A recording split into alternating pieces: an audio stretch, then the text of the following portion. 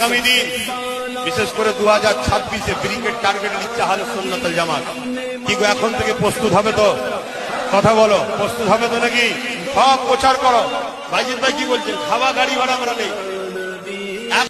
আগামী দিন বিশেষ করে 2026-এ ব্রিগেড টার্গেট নিচ্ছে আহলে সুন্নাত ওয়াল জামাত। কি গো এখন থেকে